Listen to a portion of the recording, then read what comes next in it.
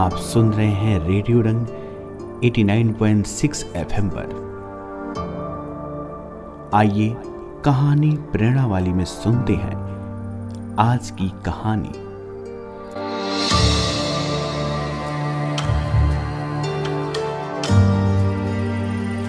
हर किसी की जिंदगी में ऐसा पल जरूर आता है जब उसे किसी न किसी वजह से डर लगने लगता है।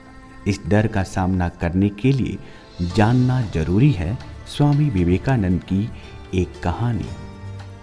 एक दिन की बात है, स्वामी विवेकानंद मंदिर में दर्शन करने के बाद प्रसाद लेकर बाहर निकले।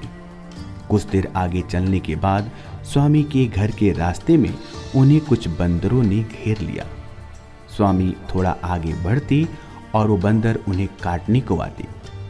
काफी देर तक स्वामी विवेकानंद ने आगे जाने की कोशिश की, लेकिन वो ऐसा कर न पाए।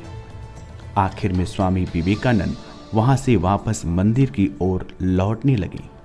उनके हाथ से प्रसाद की थैली को छीनने के लिए बंदरों की टोली भी उनके पीछे भागने लगी। स्वामी डर गए और वो भी डर के मारे दौड़ने लगे। दूर से मंदिर के पास बैठा एक बुढ़ा सन्यासी सब कुछ देख रहा था। उसने स्वामी को भागने से रोका और कहा, बंदरों से डरने की जरूरत नहीं है। तुम इस डर का सामना करो और फिर देखो क्या होता है। स्वामी विवेकानंद सन्यासी की बात सुनकर वहां ठहरे और बंदरों की तरफ मुड़ गए। अपनी तरफ तेजी से बंदरों का आता देखकर स्वामी भी उनकी तरफ उतनी ही तेजी से आगे बढ़ने लगे। बंदरों ने जैसे ही स्वामी विवेकानंद को अपनी तरफ आता देखा तो वो डर कर भागने लग गए। अब बंदर आगे आगे भाग रहे थे और स्वामी जी बंदरों के पीछे पीछे।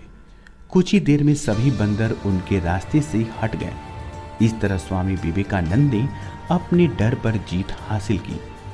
फिर वो लौटकर उसी सन्यासी के पास गए और उनको इतनी बड़ी बात सिखाने के लिए धन्यवाद कहा।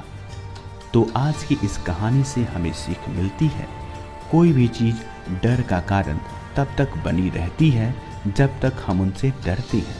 इसी वजह से डर से डरने की जगह उनका सामना करना चाहिए। ऐसा करने से डर भाग जाता है।